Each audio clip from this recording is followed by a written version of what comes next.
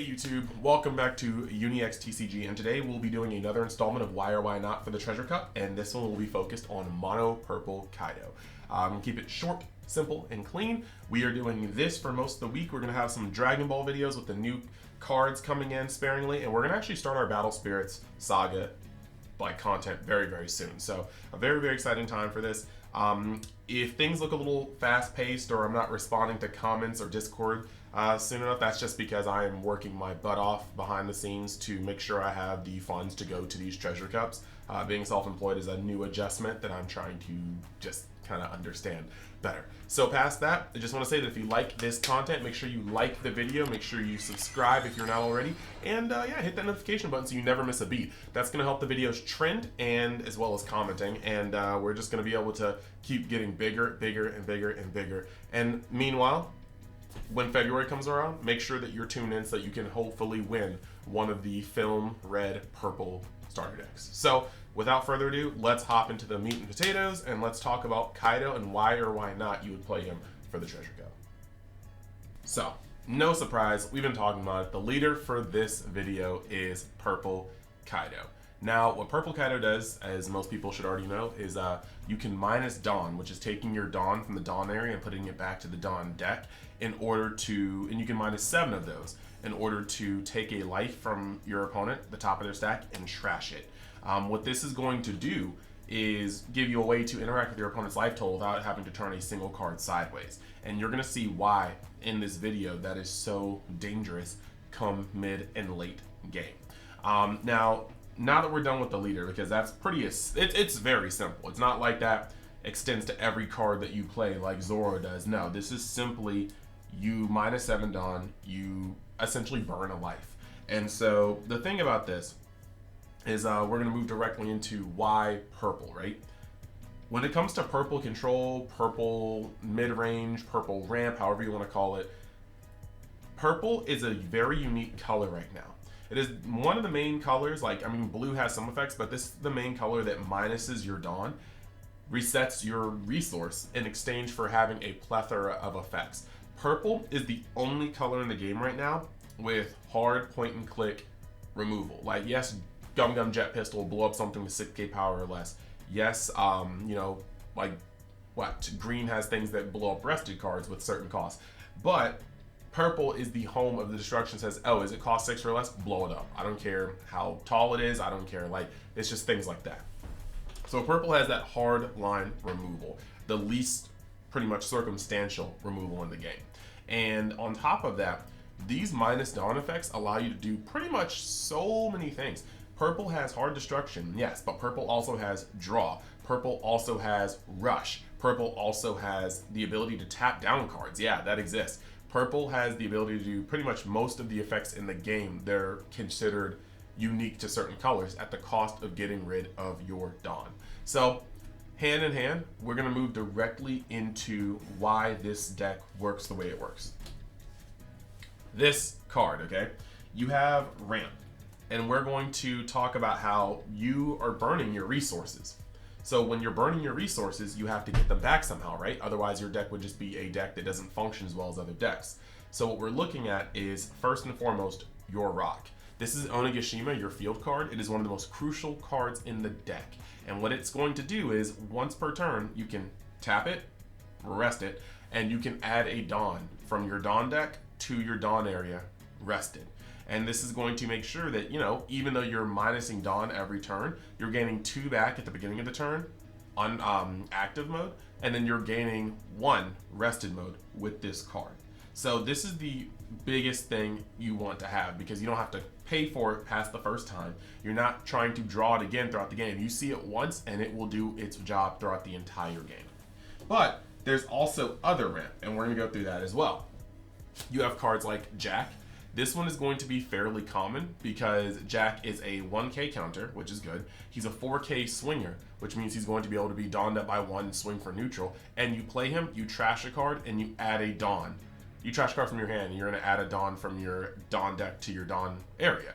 The reason why this is very good is because you're going to find a lot of these cards do not have counter costs. And because they don't have counter costs, you're actually going to, be lacking sometimes on the amount of damage that you can block. So a lot of those cards you weren't going to hold in hand anyway, and so you can get rid of duplicates or cards you just don't think you're going to reach in this particular game space to up your Dawn and reach the cards that you do want to reach. Other ramp cards. This one you're going to see pretty much in every purple deck, not because of its ramp per se, but because this is a 2k counter. I held that up the wrong way. A 2k counter. So because of the fact that it's a 2k counter, you're going to defend yourself well with it, but this guy, you can Dawn him up, swing with him, and when you swing with him, you can trash a card in your hand, add up to 1 card from your Dawn deck, and it actually comes in rested. But this is another 4k, so you're going to swing for 5k just to get this effect, and you're going to be able to ramp. But most of the time it'll be a 2k in hand. Another popular one, depending, just because it's altered I think, is ulti. You will literally play here for 2, then you will tap another Dawn when you play here, and you will play a Dawn in, and this comes into play rested. So this is a really cool card. It's basically 3, and you don't have to trash a card in hand to Dawn up. However, this also has no counter cost, so it's going to clog your hand particularly. So some people play this, some people don't. Another card that you don't see as much, but is either sworn by people or like rebuked by people, would be the promo Kaido. This guy costs 8, but at the end of every turn, he's just going to put a Dawn into play in active mode. He has no counter value, as much of these boss cards do not, but he's going to be able to passively ramp you. So when you have these cards per turn, your Dawn economy is just unreal, because you are gaining 2 in active every turn at the beginning. You're gaining 1 in the middle of your turn, coming in rested, and you're gaining 1 at the end of your turn coming in active, allowing you to use it for other defensive cards. So yeah, you are able to ramp pretty hard. Now this card isn't used as much unless you're going in a full ramp build, and I'm going to put some of these to the side so you can kind of see that. But this is All-Star Disaster. Oh, sorry, Lead Performer Disaster. I mixed the Japanese name and the English name. But this one is a 4 cost. You're going to draw a card, then you're going to end up ramping a card, or ramping a Dawn. And this one isn't used that much in most of these builds. However, if you're focusing on a full ramp build, then you're using pretty much all of the ramp you can, plus the ones that trigger from life. And I'm going to put those all on the side so that later in the video I can talk about the kind of ramp trigger build that's a little interesting, you know? I had to make a quick cut, my bad, because while I was doing this I realized I forgot about this card. This one you won't really see much. He costs 4, he's only a 2k. He gets played and he ramps a Dawn, but the important part is he also has a trigger to do the same thing, play himself, and then he's going to ramp a Dawn. So you're not going to see this in a lot of builds, but you will actually see him in the trigger build that I'm going to kind of show you guys a little bit later, so I'll put him into the side. The next part I wanted to talk about is actually going to be your destruction. So like I said, destruction is a huge part of why Kaido is being played, and so that is pretty much that. So when it comes to destruction, you pretty much go up the ladder. This is who's who, right? He's a 3 cost 3k. He can destroy something. He can trash a character with 3 cost or less at the cost of minusing a Dawn. And then he's going to be able to be played from the trigger area. So that's destruction. You go up a little bit higher in the ladder and you've got King. He's a 6 cost. You minus 1 Dawn when you play him, and you're going to blow up a 4 cost or less on your opponent's board. Very, very good for these Boa Hancocks. It's actually good for so many cards, but he's a 7k body, and that's something that cannot be ignored. You want to go a little bit wider on the scale, and you can use 7-drop King. He costs 7, you Dawn minus 2, but you can destroy a 3 cost and or lower and a 2 cost or lower on your board. But that could be 2 costs, that could be 2 1 costs, that could be a 3 cost and a 1 cost, 3 cost and 2 costs. Like, this is a very versatile card, and it's excellent versus both green and red. And he's a 7k body. Moving up the ladder, you have got 9-drop Kaido. This guy is going to come down, blow up something with 6 cost or less, and then he is going to also gain rush, being a 10k by minusing 4 Dawn. So actually I think it's 5 Dawn. It's 5 Dawn. I haven't played Kaido in a while. I apologize. See, yeah, look at that. Almost the entire effect. That's my bad. But yeah, minusing 5 Dawn. So this guy gains rush. He's a huge beat stick. He's blowing something out of the water. This is excellent. Single target. And then you've got Big Daddy, 10-drop Kaido. This guy's going to come down minus 6 Dawn and blow up every single other thing on the field that's not him. And that's going to be a whole board wipe, but you have to be careful about that because you're going to blow up your own state as well. If your board is set up with blockers and, you know, like your blocker is maybe an 8-drop Dragon Kaido if you play it, this guy may not be the best guy to play. But if you're kind of losing the battle and you know you're not going to be able to sustain the board for more than a turn or two, play this guy, reset it, and then try to rebuild if you can. So the point is, this deck has so much destruction that when it's on a roll, it really gets hard for your opponent to keep anything down. You've got cards like Brachio Bomber, which have fallen out of popularity since the limited deck battles, but it's going to be able to blow up something a 6 cost or less, and then you ramp one. But the important thing is its trigger, once again, is just going to ramp one. So it's going to go in that later pile that I was talking about of cards that just do things when they get triggered, because that actually is a build. Now we're going to move on to your defense, okay? When it comes to your defense, this deck has quite a lot of blockers, okay? You have a 2-drop, Black Maria. You have another 2-drop blocker, Kurazumi. You have a 4-drop blocker if you choose to play this, and that's Black Maria. You have Queen, which is arguably the second best card in the deck. She's a 5-drop, like, you know, 5-drop blocker. The moment you play the 5-drop blocker, you can minus a Dawn to draw 2 cards, trash 1 card. So you're gaining a body, you're filtering 2, and this is going to be the main accelerant in this deck beyond anything else. It's like I said, it's arguably the second best card in the deck, hands down. You're moving over to your extra cards. You got things like Thunder Bagua, which is going to be able to go up 4k, and if you have 2 or less life, you're going to be able to ramp 1. But if you trigger it, you're still going to be able to ramp 1. So once again, this is going to one of the little builds over there.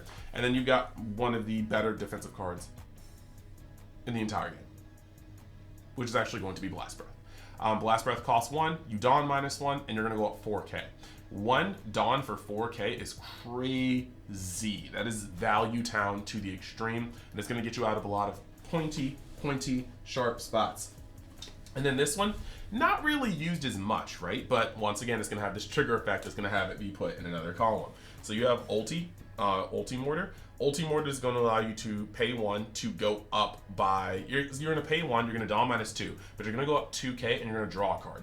But if this gets triggered, you're going to ramp a Dawn. And that is going to be the reason why we're putting it, once again, in this pile of trigger ramp. Now, going over these things, we've talked about your defense, we've talked about your ramp, we've talked about your destruction, okay? We're going to talk a lot about how this comes, or in the other sense, doesn't come together towards the summary. But right now, let's talk about some of the deck's utility, okay? This deck can do quite a lot outside of these things. Like I said, Rush has a little bit of, Purple has a little bit of everything at the cost of minusing Dawn. When you look at this guy, right? This is a 2k, and that's what we're going to be using X-Drake for a lot of times. But when you play X-Drake, you can -1 Dawn, and your opponent will trash a card from their hand. And if you're already beating cards out of their hand with pressure, this is going to really get under their skin. You also have another one, Jack. When attacking, -1 Dawn, he's going to do the same thing. Your opponent's going to trash a card from their hand because he swung. And so that's actually pretty interesting. Because he's a 4k as well, if you swing and you don't add Dawn to him, your opponent doesn't get a card from the swing, but they will have to trash a card regardless. So this is actually a very, very, very strong little chipper when it comes to advantage.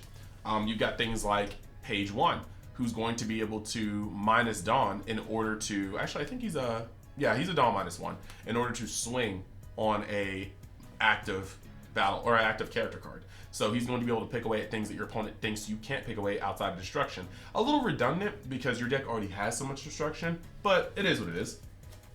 Queen, this is going to be a crazy card if you see it teched in against you or you want to tech it. It's not like the best card, but it's a counter 1000, and this card is going to be able to attack with Rush, and it's going to be able to -2 something. So it's a slap shot. Your opponent may not think that you can get up to a certain amount with a certain Dawn or attack something that you want to be able to normally, you know what I mean? And you play this card, you give something -2, bringing something, I don't know, down from a 6k to a 4k, and this thing's going to swing in at 5k, or maybe even more if you want to Dawn it up. So this is a slap shot, and it can catch people off guard very, very easily, being a lower cost Rush than the 9-drop Kaido.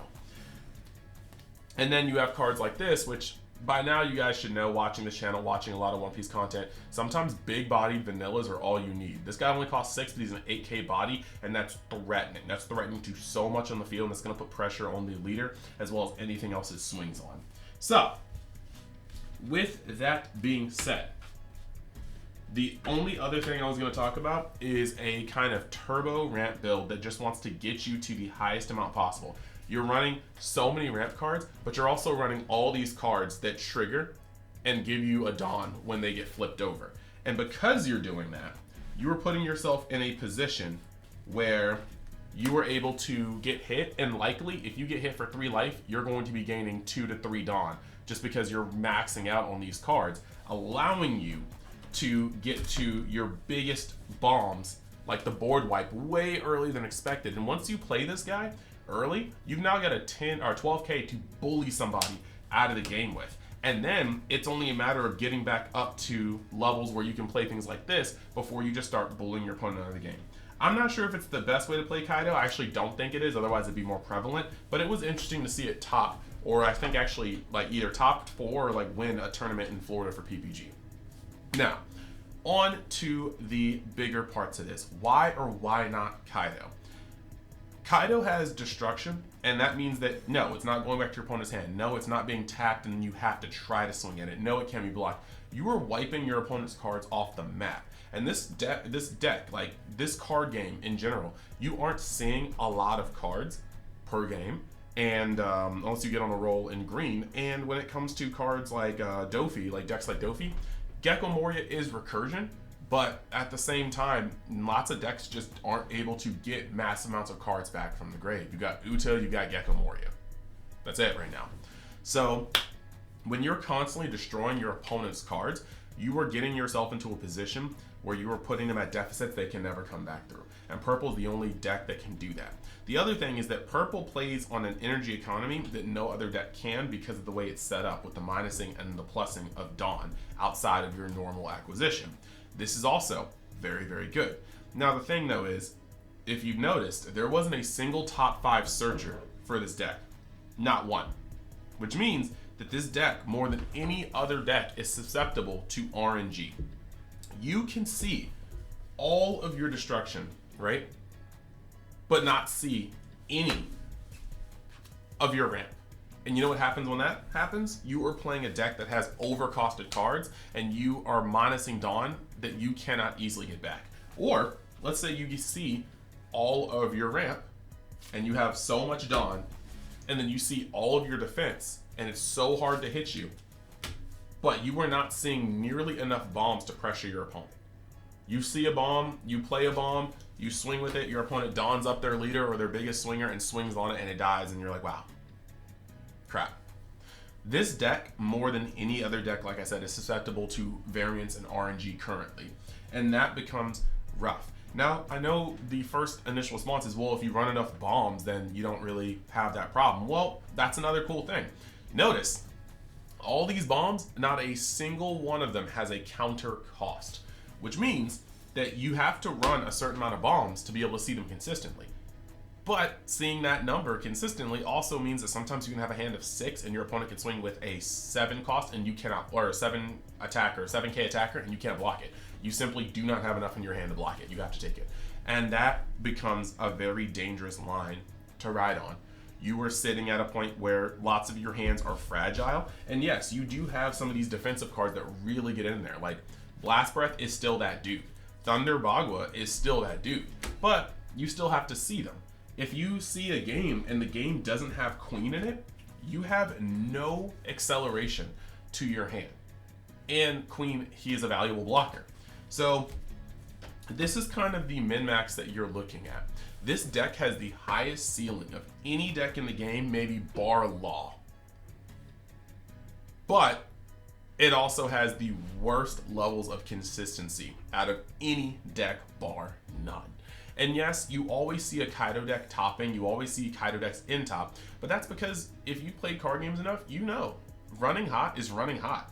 There's never a time where somebody isn't just having a day where they're like, wow, I just drew so well throughout the entire day. That's variance, baby. It happens sometimes. And when a Kaido deck runs hot, it will feel like tier 0.5. It will feel like almost invincible. However, you're going to have a bunch of people that just say, I never saw Leon, I never saw a Queen, I never saw a 10-drop Kaido, I never saw a King. And yeah, that's very possible. You could have 4 Kings at the bottom of your deck, and that means you're just never going to see King that entire game. There is no top 5 searching to kind of get you there quicker. Queen is only filtering 2 cards. It's just not happening. So that is kind of how I feel about it. As much as I love Kaido, the deck, I do think that it's kind of rough.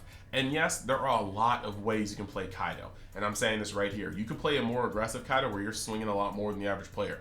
You could play a hole up Kaido where you just sit there and you amass a wall and beaters and blockers, and then you try to take out your opponent with a mixture of your -7 leader ability and your big swingers.